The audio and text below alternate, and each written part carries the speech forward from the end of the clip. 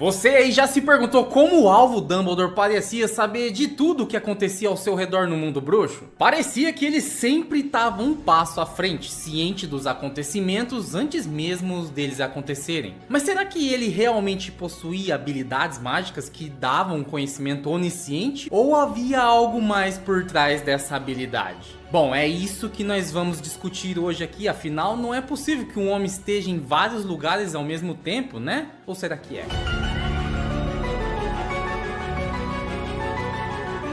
Eu sou o Tarcísio Yamamoto e Dumbledore é inquestionavelmente um dos bruxos mais poderosos e inteligentes que já existiram. As habilidades mágicas de Dumbledore sempre chamaram a atenção, principalmente suas habilidades em encantamentos e transfiguração. Ele também se saiu excepcionalmente bem em suas Gnomes e Niens. Griselda Marchbanks, uma professora que trabalha para a autoridade de exames bruxos, se espantou com o fato que Alvo conseguia fazer coisas com a varinha que ela nunca tinha visto antes. Lembre-se de que ele era notavelmente sábio, astuto, tático e até emocionalmente inteligente. Mas enquanto Dumbledore é tudo isso, a série frequentemente retratava ele praticamente como onisciente de tudo, tanto que isso é até comentado por outros personagens. Dumbledore ao longo dos livros parece transmitir uma sensação avassaladora de que ele sabe o que está acontecendo ao seu redor o tempo todo. E como a gente vai ver já já, pode ter uma explicação prática para isso. Esse seria o real motivo de Dumbledore saber de tudo em Harry Potter? Mas antes, galera, um pedido muito importante e bem rapidinho. Se você ainda não é inscrito do canal,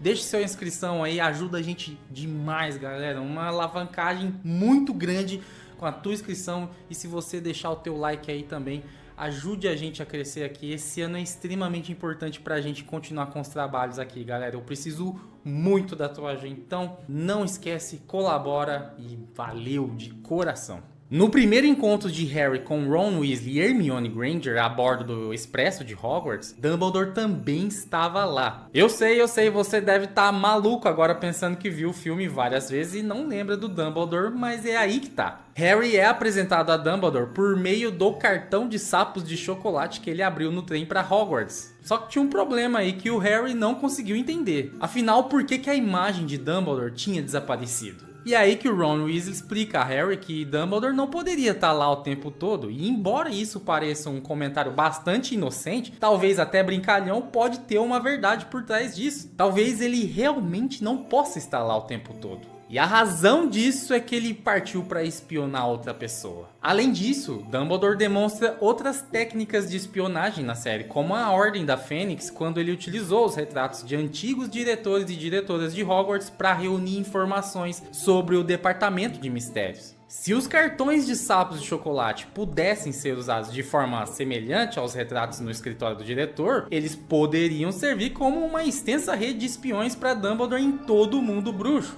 E isso forneceria a Dumbledore um meio de observar seus arredores e obter insights muito valiosos. Bom, isso seria muito interessante, mas antes vamos ver alguns argumentos a favor e contra essa hipótese. Em A Ordem da Fênix, com toda aquela história de ele ter criado a armada de Dumbledore, o que fez perder o cargo de diretor de Hogwarts, Dumbledore foi retirado de muitas honrarias que o mundo bruxo já tinha concedido a ele. Uma das primeiras coisas que ele foi informado foi que tinha sido removido da Suprema Corte. Ao ouvir essa notícia, o Dumbledore não pareceu realmente se importar muito, mas uma coisa que ele mencionou e que não queria ser removido era dos cartões de sapos de chocolate. Essa observação que ele fez à primeira vista parece só uma brincadeira que ele costumava fazer, só que na verdade isso pode ter um significado muito mais profundo. Durante esse período, a influência de Dumbledore no mundo bruxo estava diminuindo e ele pode ter visto seus cartões de sapo de chocolate como uma forma de permanecer conectado aos acontecimentos daquela época. Por exemplo, imagina se o ministro da magia mantivesse um de seus cartões na sua mesa.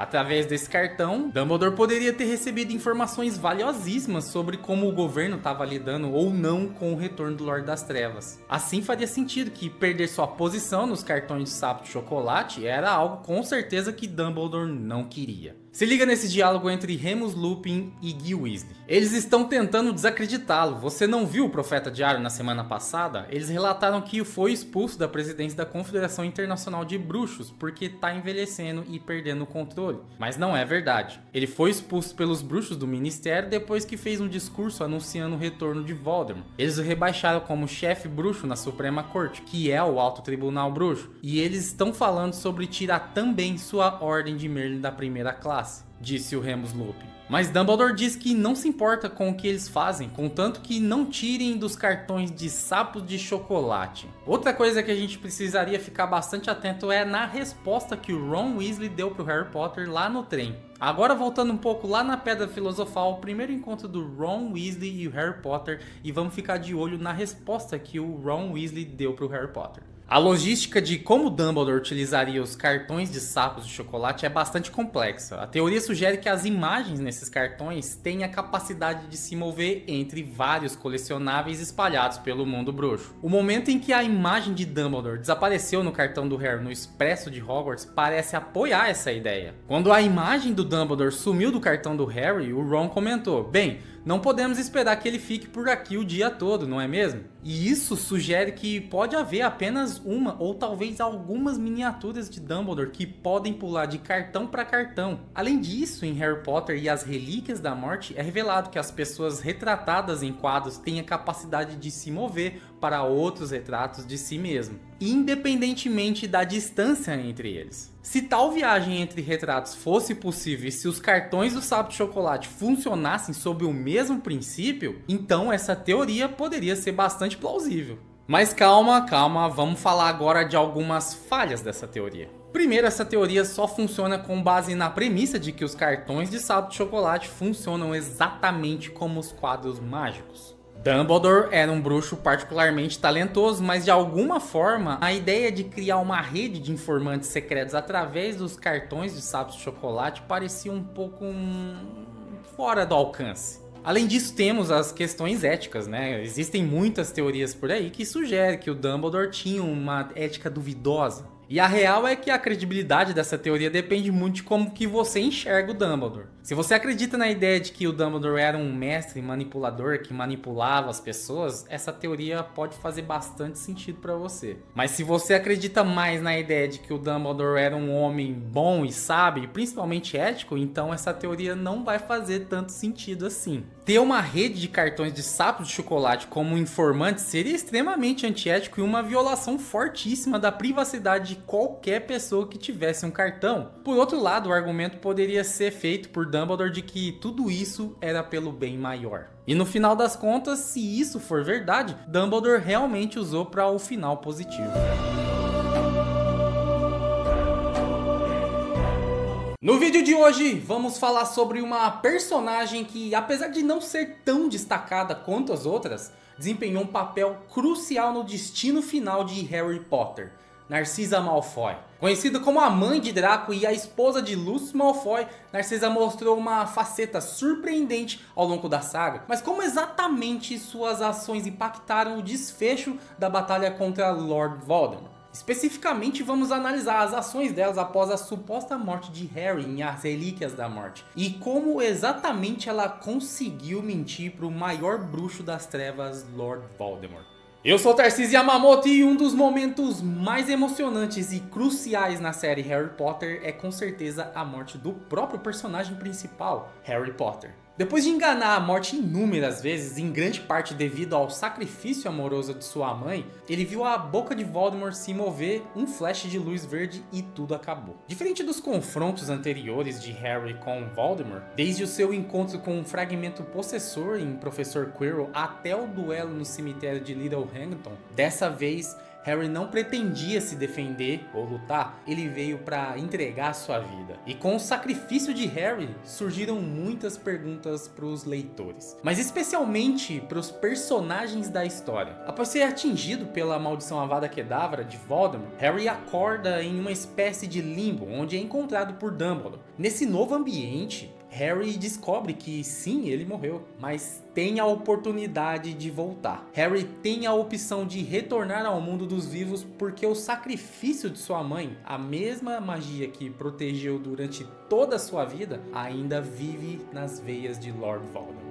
Isso ocorre porque Voldemort usou o sangue de Harry na produção de sua poção de regeneração, uma poção que restaura o bruxo ao seu verdadeiro estado. A maldição de Voldemort destruiu a parte de Harry que continha um fragmento da alma de Voldemort, e não a alma de Harry. A alma de Harry permaneceu inteira e completamente sã. Mas enquanto o breve período em que Harry esteve nesse estado de semi-vida tivesse passado rapidamente para ele, provavelmente pareceu uma eternidade para os entes queridos que testemunharam seu corpo sem vida. Enquanto Harry discutia a vida e a morte com Dumbledore, todos os outros pensaram que era o fim de Harry. Isso nos leva ao momento em questão.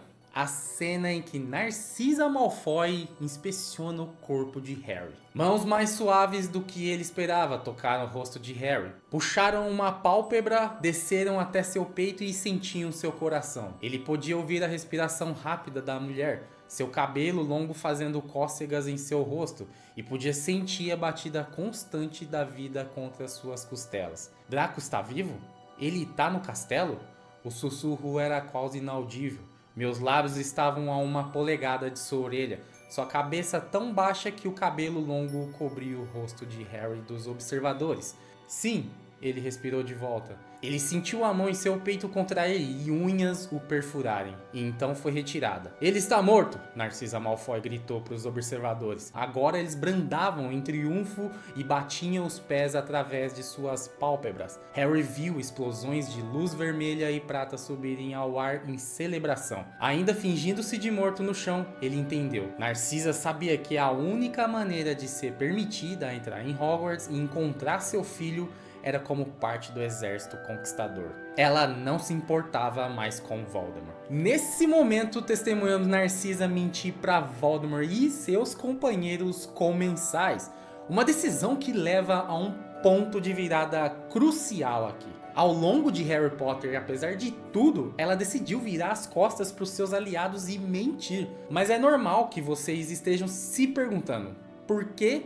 E como? Bom, a pergunta mais fácil de responder é a que eu vou abordar primeiro, é o porquê. Basicamente, isso se resume aos seus instintos maternais e seu desejo de proteger seu filho, o Draco Malfoy. Ela sabia que mentir para Voldemort seria a única maneira de voltar ao castelo para procurar o Draco. Ela mentiu para instigar o Voldemort a voltar ao castelo, sabendo plenamente que ele não resistiria à oportunidade de exibir seu sucesso. Embora Narcisa fosse uma serva devota a Lorde das Trevas, seu amor por sua família sempre viria em primeiro lugar. E mentir para Voldemort foi um risco que ela estava disposta a correr para proteger seu filho. Draco tinha sido usado e abusado por Voldemort e foi dado um papel quase suicida na guerra como forma de zombar dos Malfoy.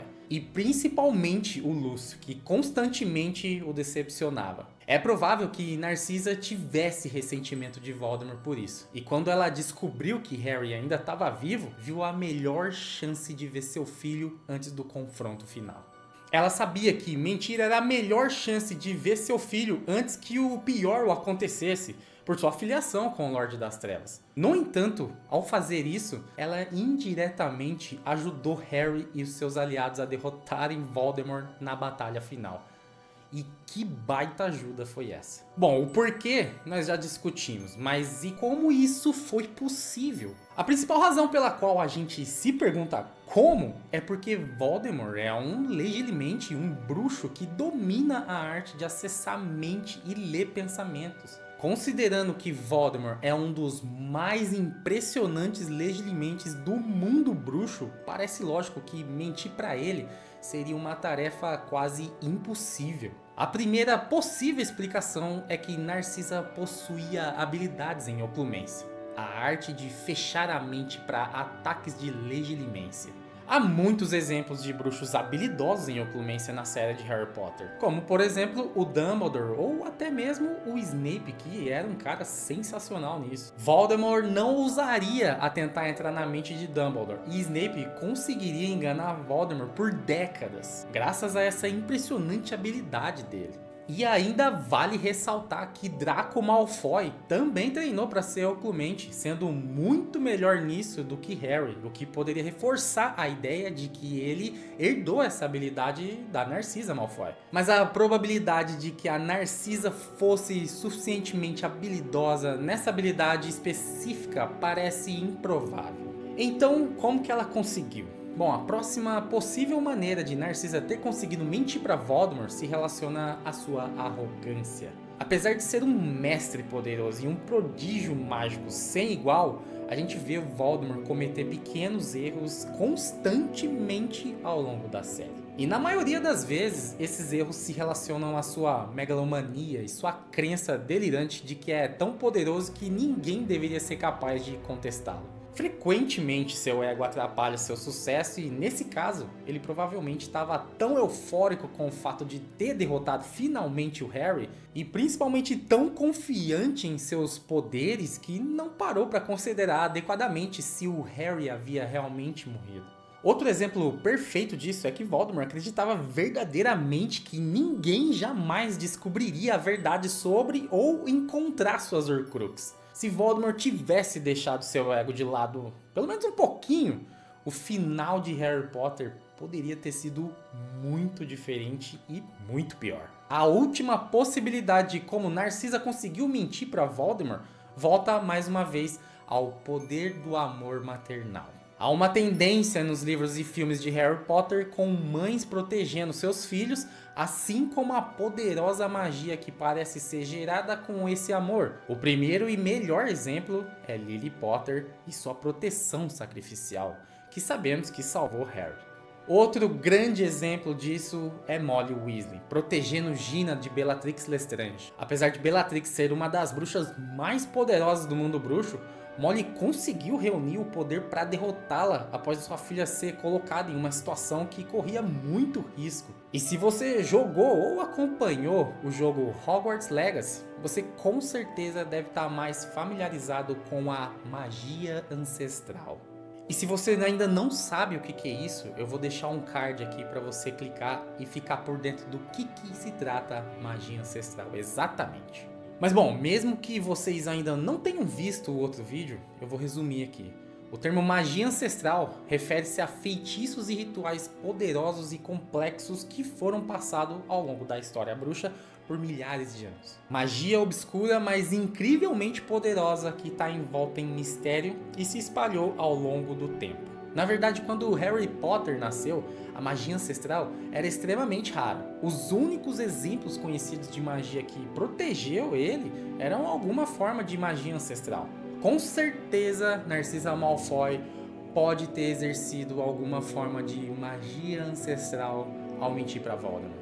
Magia ancestral explicaria como um poderoso Legilimente como Voldemort foi tão facilmente enganado pela mentira de Narcisa e faz todo sentido se considerarmos o contexto e o papel que o amor maternal desempenha em Harry Potter.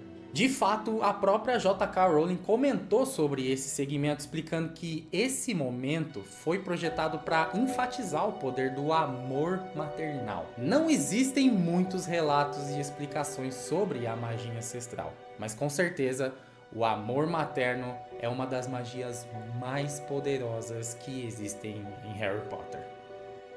Tá aí, galera, Narcisa Malfoy, uma personagem que pouco apareceu, mas que ela fez uma diferença gigantesca na história de Harry Potter. E é muito interessante a gente pensar nessas teorias que eu acabei de falar pra vocês, como por exemplo, que a Narcisa salvou o Harry com o poder do amor da mãe, né? Com o poder ancestral. Porque se você para pra pensar, Harry uma vez foi salvo pela própria mãe dele com o poder da mãe dele, né? E agora, no momento mais crítico da batalha, ele viria a ser salvo de novo com o poder da mãe do Malfoy, um dos seus piores inimigos, digamos assim. Isso é uma coisa que deixa a gente muito pensativo, cara. É um negócio muito lindo.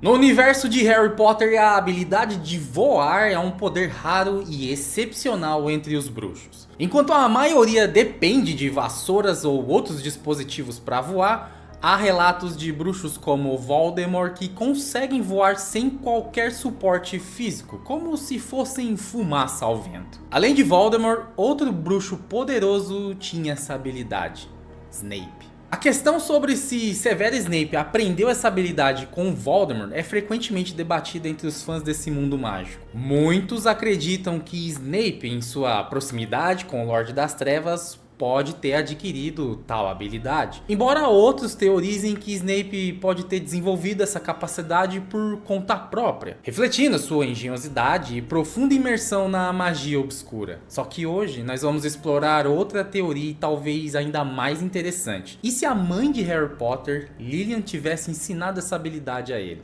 Bom, fica aqui comigo que você com certeza vai gostar desse vídeo.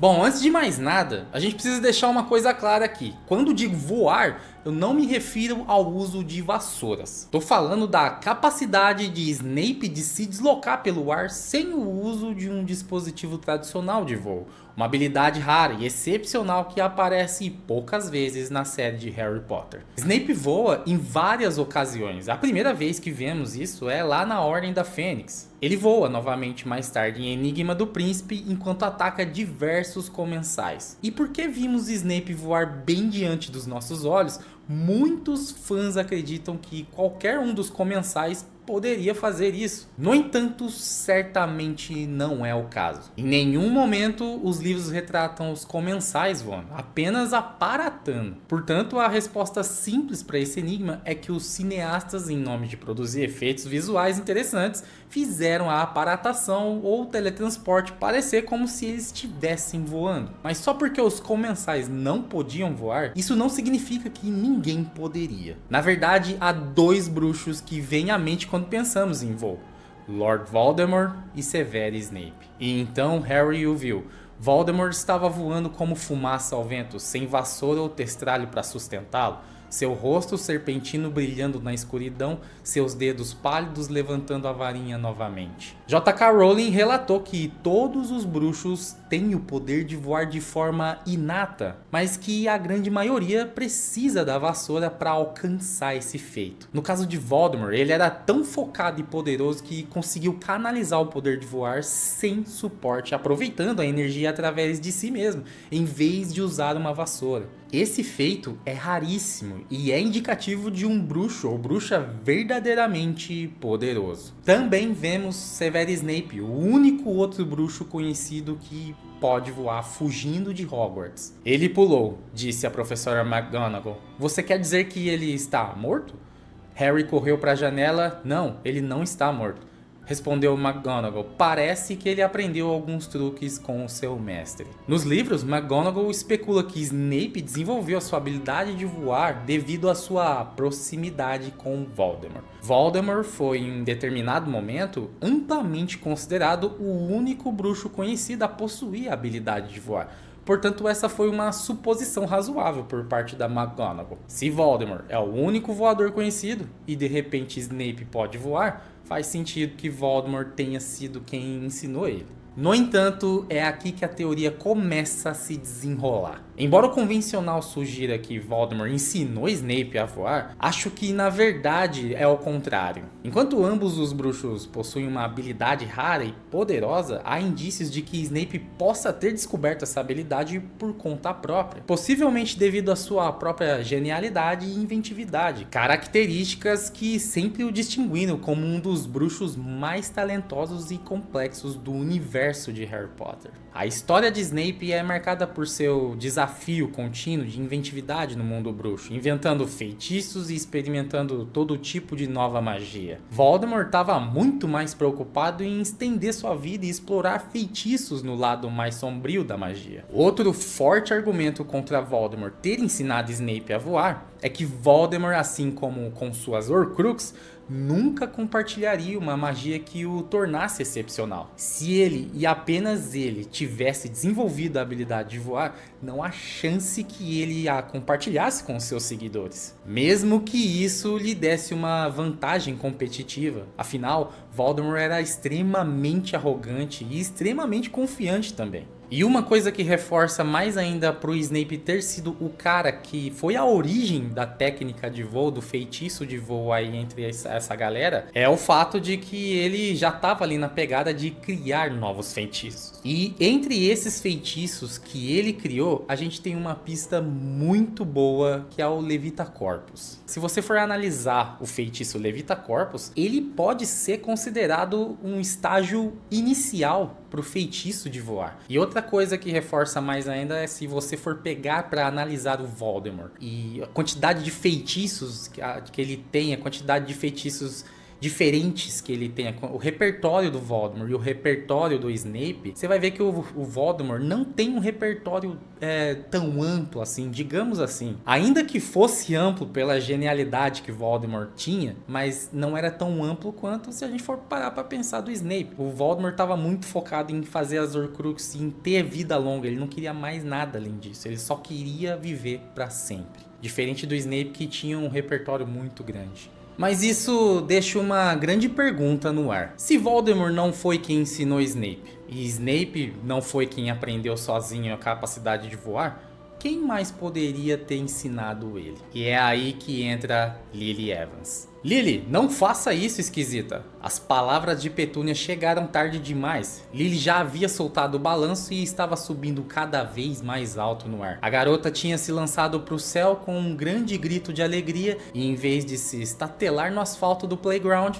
voou como uma trapezista, permanecendo no ar por tempo demais, aterrissando de forma leve demais. Lily sempre adorou fazer isso. A sensação de voar pelo ar era uma de suas favoritas. A mamãe disse para você não fazer isso. Petúnia parou no balanço, arrastando os calcanhares das sandálias no chão, fazendo um som de trituração. Em seguida, com as mãos nos quadris, a mamãe disse que você não podia, Lily. Mas estou bem, disse Lily rindo. Olha isso, veja o que posso fazer. Essa habilidade de Lily, revelada em sua infância, sugere que a capacidade de voar pode ser inata e não exclusiva de Voldemort ou Snape. Snape, sendo um observador atento a um gênio da criação de feitiços, poderia ter descoberto e aprimorado essa habilidade por conta própria, possivelmente inspirado pelas memórias de sua querida amiga Lily. Isso adiciona uma camada emocional à habilidade de voo do Snape, ligando ela não apenas ao poder bruto,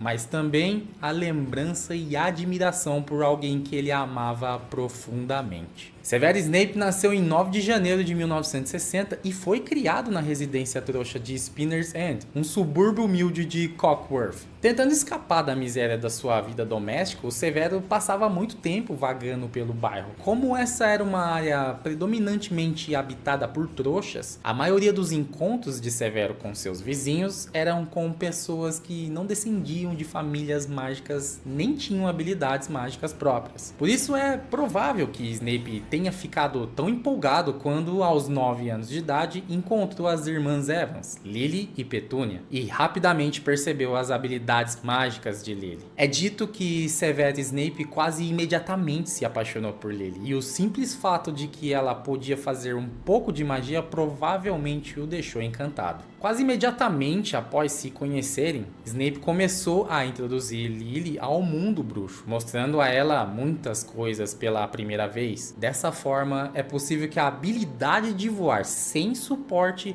tenha sido algo que Snape desenvolveu, inspirado pela sua amizade com Lily, combinada com seu próprio talento e criatividade. Lily Evans vinha de uma família trouxa e nem sabia da existência do mundo bruxo até que Snape explicou tudo para ela. Graças a Snape, Lily rapidamente se acostumou com todas as coisas mágicas, preparando sua entrada no mundo bruxo. Claro, Snape contou a Lily muitas coisas sobre o mundo bruxo, mas e se Lily tivesse alguma coisa para ensinar a Snape? Lembrando que isso não quer dizer que Lily, uma jovem bruxa sem nenhuma exposição ao mundo bruxo, poderia voar como Snape e Voldemort nas fases posteriores dos livros. No entanto, é um dos únicos trechos nos livros que menciona o voo de alguma forma, e é também o exemplo mais antigo. Nos livros está bem documentado que algumas bruxas e bruxos têm certas predisposições por certos feitiços ou habilidades, e é totalmente possível que o talento especial da Lily fosse o voo, ou pelo menos os estágios iniciais dele. Antes de frequentar Hogwarts, Lily não tinha nenhuma conexão com o mundo bruxo, além de Snape. Então faz sentido que ela tivesse compartilhado seu conhecimento limitado com ele durante o tempo que passaram juntos. E ela dificilmente seria a única bruxa ou bruxo na história a manter um pedaço único de magia em segredo. Snape tinha o seu livro cheio de feitiços e os marotos tinham suas habilidades como animados. O voo poderia ter sido um dos pequenos segredos de Lily que Snape adquiriu com ela. Mas em relação a Voldemort, como Voldemort adquiriu essa habilidade? Bom, existem algumas possibilidades. A primeira é que Voldemort simplesmente descobriu como voar por conta própria. Ele era um dos bruxos mais poderosos de todos os tempos e quando se dedicava a algo, geralmente conseguia. Desenvolver a habilidade de voar sozinho não era totalmente impossível. A segunda possibilidade é que Voldemort viu Snape voando e provavelmente exigiu que ele lhe ensinasse a habilidade. Snape teve que esconder muitas coisas de Voldemort ao longo dos anos. E conhecendo o poder de Voldemort como um legilimente, é totalmente possível que ele reconhecesse a necessidade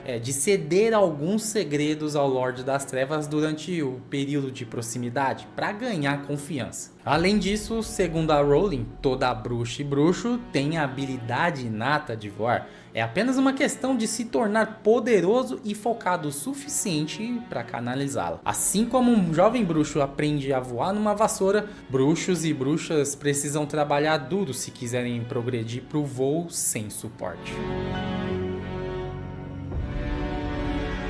Você já parou para pensar que a gata do zelador de Hogwarts pode ser muito mais do que apenas uma gata? E se eu te dissesse que Madame Nora pode ser uma Maledictus? Uma mulher amaldiçoada que acabou presa em forma animal, exatamente como a Nagini, a companheira de Voldemort. Pois é, hoje vamos mergulhar numa teoria surpreendente e bizarra que conecta Animais Fantásticos com os 7 livros de Harry Potter e sugere que Madame Nora pode ser na verdade a esposa de Argus Filch. Se você gosta de teorias loucas, mas que fazem sentido, se acomoda aí, porque essa aqui vai mexer com a tua cabeça. Argus Filch e Madame Nora são 2 personagens que podem não reter muito a tua atenção, mas possuem uma certa profundidade curiosa, principalmente na relação entre os dois ali. E existem muitos detalhes que podem indicar muito mais coisas escondidas por trás desses dois. No filme Animais Fantásticos, Os Crimes de Grindelwald, a gente conhece pela primeira vez o conceito de Maledictus, uma mulher amaldiçoada com uma condição hereditária que a transforma lentamente e de forma irreversível em um animal. A personagem Nagini, uma das servas mais leais do Bruxo das Trevas, que conhecemos nos livros e filmes de Harry Potter como uma cobra ao lado de Voldemort, era na verdade uma mulher humana presa em uma maldição trágica. E isso nos leva a pensar: será que existem outros Maledictus no universo de Harry Potter? Será que já apareceram e nós nunca percebemos? E se um deles estivesse o tempo todo em Hogwarts? Nos livros, a gata de Argus Filch, Madame Nora, sempre se comportou de maneira meio estranha. Ela parece entender a fala humana perfeitamente. Ela anda pelos corredores como se estivesse vigiando os alunos em nome do próprio Filch. E mais do que tudo, os dois têm uma relação que vai além do comum entre humano e seu simples pet. Existem vários trechos dos livros de Harry Potter onde é possível ver essa relação extremamente estreita e incomum entre humano e animal. Como por exemplo em Câmara Secreta, quando Harry acidentalmente descobre que Filch é um aborto no capítulo 8, A Festa de Aniversário da Morte. Filch exibia um ar triunfante. Aquele armário que desaparece foi muito valioso, disse todo alegre a Madame Nora. Vamos acabar com o pirraça dessa vez, minha doce. Ele interrompe a sua frase aí porque ele percebe que o Harry leu a sua carta para aprender a fazer magia. Mas o ponto que eu quero destacar aqui não é esse, e sim ele chamar a Madame Nora de minha doce. E o que será que ele terminaria dizendo se não fosse interrompido por Harry? Isso não soa como uma simples relação dono e animal. Soa como uma conexão emocional e íntima, algo que nos lembra um relacionamento. E se Madame Nora fosse, na verdade, a esposa de Filch, uma mulher amaldiçoada que acabou presa para sempre em forma de gata? Ainda em Câmara Secreta, é importante destacar o desespero do Filch quando o basilisco atacou, o que acabou petrificando Madame Nora. Atraído sem dúvida pelo grito de Draco, Argo Filch apareceu abrindo espaço com os ombros por entre os alunos aglomerados. Então ele viu Madame Nora e recuou, levando as mãos ao rosto horrorizado. Minha gata! Minha gata! O que aconteceu com Madame Nora? Gritou ele. Seus olhos saltados pousaram em Harry.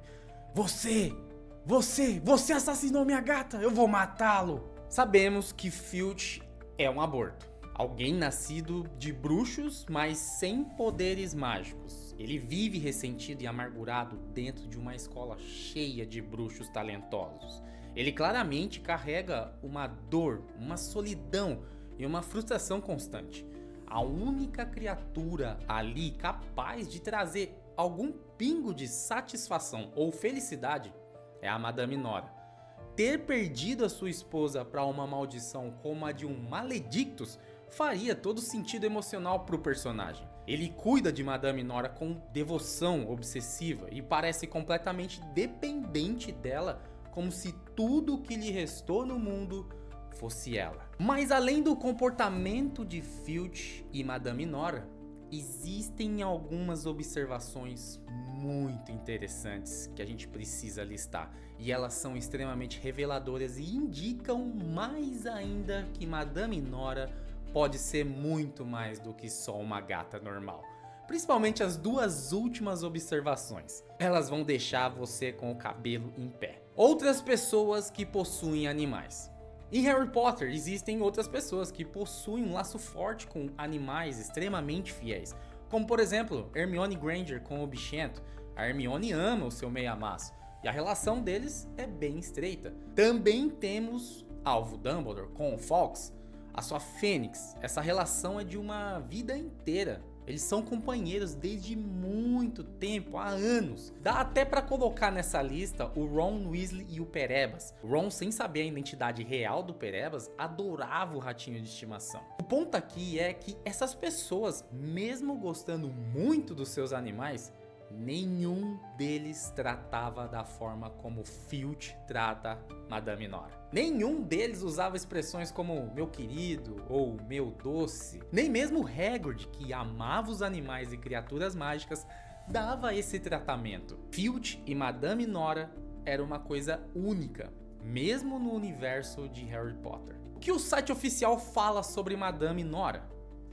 Uma coisa muito interessante que é que se você for em harrypotter.com e procurar saber sobre a Madame Nora, vai estar escrito assim: a Madame Nora era uma gata cor de pó com olhos esbugalhados, como lâmpadas, e era fiel companheira de Argus Filch. Como sua segunda em comando, ela patrulhava os corredores de Hogwarts em busca de infratores e então guiava Filch até os alunos mal comportados. Os dois pareciam conseguir se comunicar sem palavras e tinham um vínculo inabalável.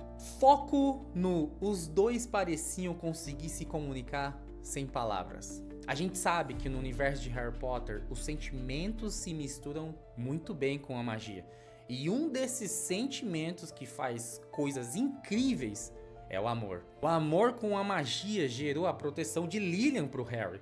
Uma coisa que até então nunca tinha se visto. Nem Dumbledore entendia o que havia acontecido ali.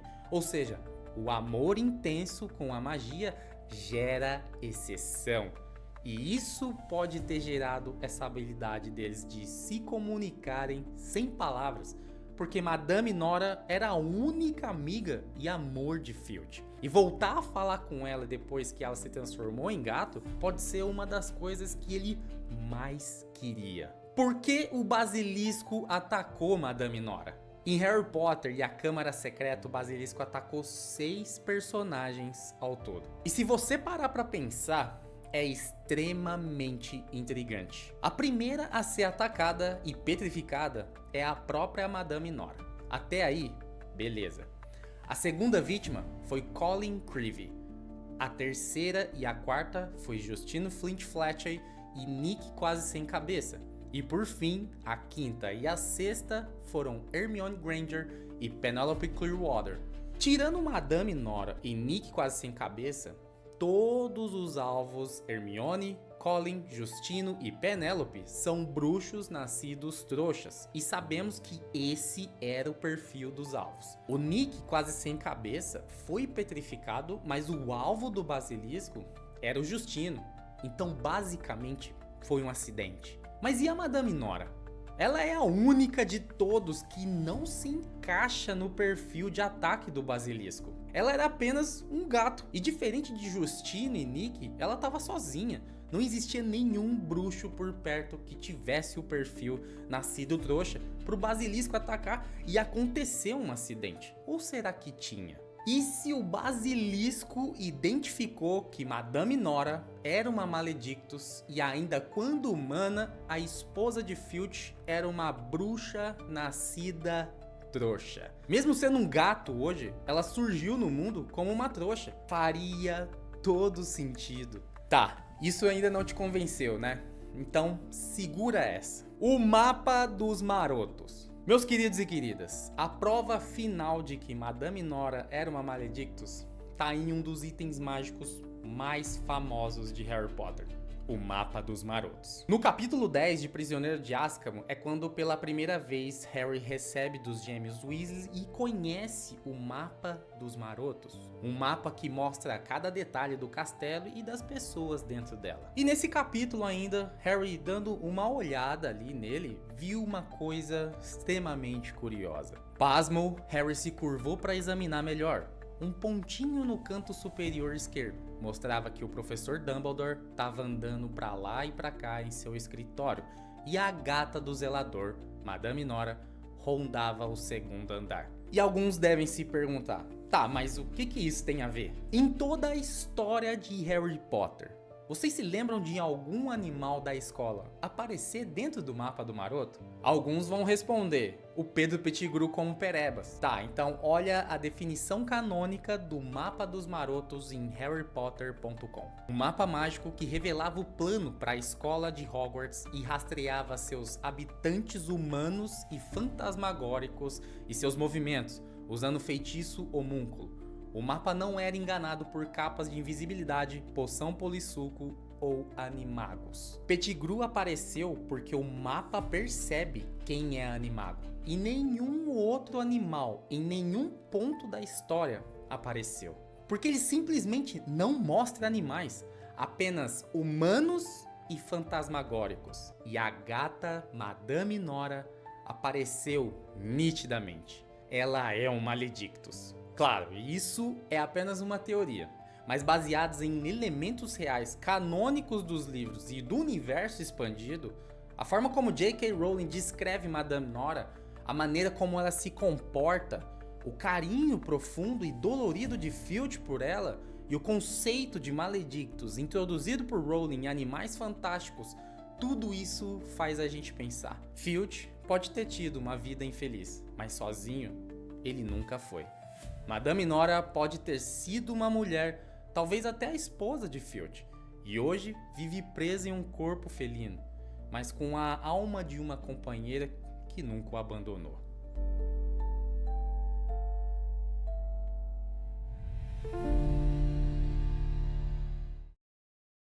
Aí galera, mais um vídeo aqui no canal, dessa vez uma teoria brabaça aqui pra vocês de Harry Potter, Madame Nora e Filch. Eu quero saber a opinião de vocês, faz sentido isso? Deixa nos comentários, vamos trocar essa ideia, porque pra mim faz muito sentido. Bora trocar essa ideia. Eu já agradeço demais a tua participação aqui, se puder já deixa o teu like, a tua inscrição, ajuda a gente um monte. O botãozinho de hypar, se puder também dar essa força. Aqui já tá passando mais 2 vídeos aqui no canal. Eu agradeço imensamente.